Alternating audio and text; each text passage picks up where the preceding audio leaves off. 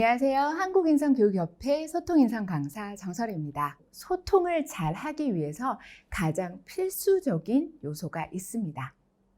바로 가장 중요한 요인 중에 하나, 자기 분석입니다. 특히 자기에 대해서 어떻게 평가하느냐 하는 자기 존중감은 소통, 특히 상호작용에 아주 중요한 요소가 될 수 있습니다. 우리는 크게 두 가지로 자기 존중감을 볼 수가 있습니다. 일반적으로 자기 존중감이 높은 사람과 그렇지 못한 사람을 볼 수가 있습니다. 물론 자기 존중감이 높은 사람이 항상 성공적인 의사소통을 하고 자기 존중감이 낮은 사람이 항상 소통을 제대로 하지 못하느냐, 그렇지는 않습니다. 하지만 자기 존중감이 높은 사람, 긍정적인 순환을 하는 사람은 다른 사람이 나에게 얘기를 할 때 긍정적으로 받아들일 가능성이 높고 긍정적인 행동과 반응을 할 가능성이 높습니다. 반대로 부정적인 감정을 높은 사람, 부정적인 순환을 하는 사람은 다른 사람의 얘기를 들었을 때 부정적으로 반응하거나 부정적으로 행동할 가능성이 높습니다.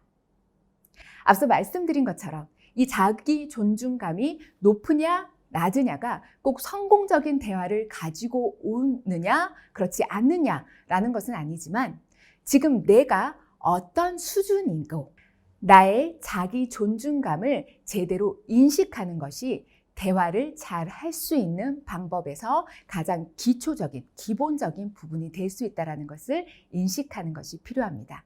그러기 위해선 조금 높은 자기 존중감을 가지기 위한 노력들이 필요한데요. 그럼 내가 이런 자기 존중감이 높다라는 것 또는 의사소통 능력이 높다라는 것은 타고나는 걸까요? 아니면 환경적인 부분에 의해서 좌지우지 되는 걸까요?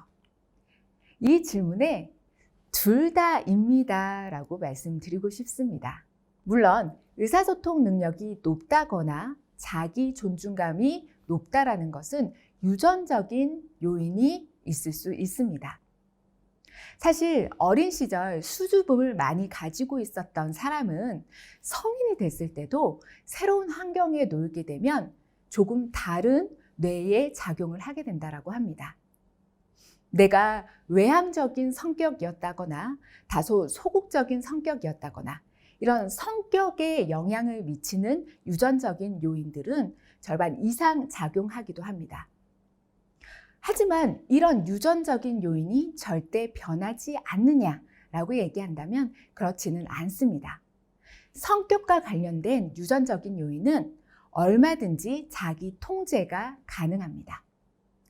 지금 여러분들이 보시는 이런 영상과 같은 프로그램을 통해서 노력 여하에 따라서 달라질 수도 있고요. 그리고 내가 어떤 환경에 놓이느냐에 따라서도 그 성격적인 요인이 많이 달라질 수가 있습니다. 그 환경적인 부분을 조금 살펴보면요.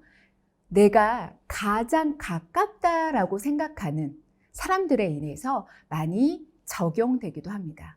일단 1차원적으로 가장 가까운 사람이라고 생각할 수 있는 사람들, 가족이 될 수도 있고요. 그리고 친구가 될 수도 있고 직장 관계, 직장 동료들이 될 수도 있습니다. 그런 가장 가까운 사람들이 나를 어떻게 평가하고 내가 그들에게 어떻게 보여지느냐에 따라서 나의 의사소통의 개념이 확립되기도 합니다. 그리고 그런 참조 집단과 반영 평가를 할 수 있는 집단, 사회적 비교 집단이 어떻게 구성되느냐에 따라서 나의 의사소통 능력은 충분히 타고난 유전적 요인을 넘어서는 변화의 요인을 가지고 올 수가 있습니다.